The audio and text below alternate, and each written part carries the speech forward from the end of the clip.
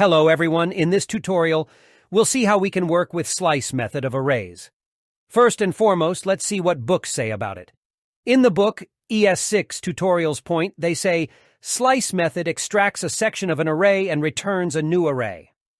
On the other hand, in the book JavaScript, the Definitive Guide, David Flanagan says the slice method returns a slice or subarray of the specified array. Its two arguments specify the start and end of the slice to be returned.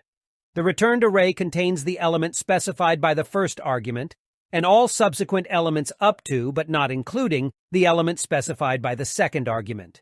If only one argument is specified, the returned array contains all elements from the start position to the end of the array. Enough of talking. Now let's do our practical work. For this purpose, let's create an array, populate it with some values. Now let's store it in a constant and name it array. Now let's call the array and pick slice method.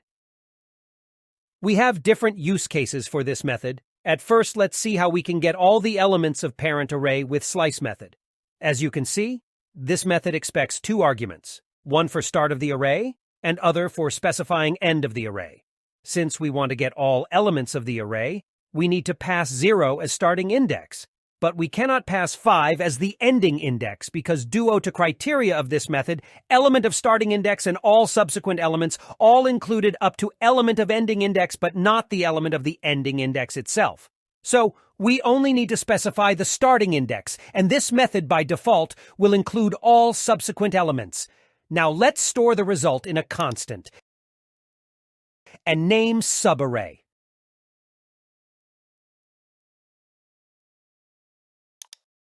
Now let's log it in the console. Before we go any further, let's examine the second use case. So let's call the array and pick slice method. So now we want all elements of this array to be sliced, up to element of the 5th index, but not the element of the 5th index itself. We're done here. So let's store the result in a constant and name it subarray2.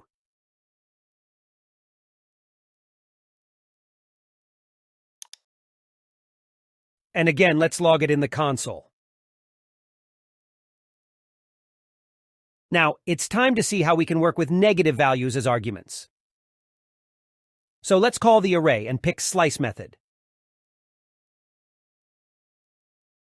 So basically, negative values work according to length of the array, not the index of the array.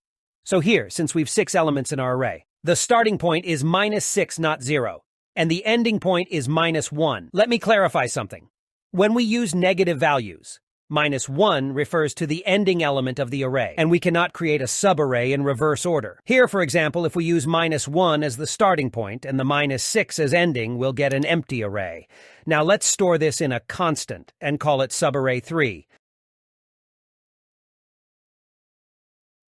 Meanwhile, let's log in the console. Now, let's see how we can work with negative values properly. So, let's call the array and pick slice method. So our starting point is the maximum length of the array, since our array contains 6 elements. So in this case, it's -6, and up to ending of this array.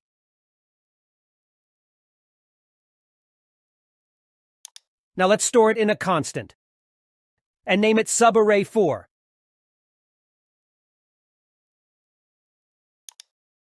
Also, let's log it in the console.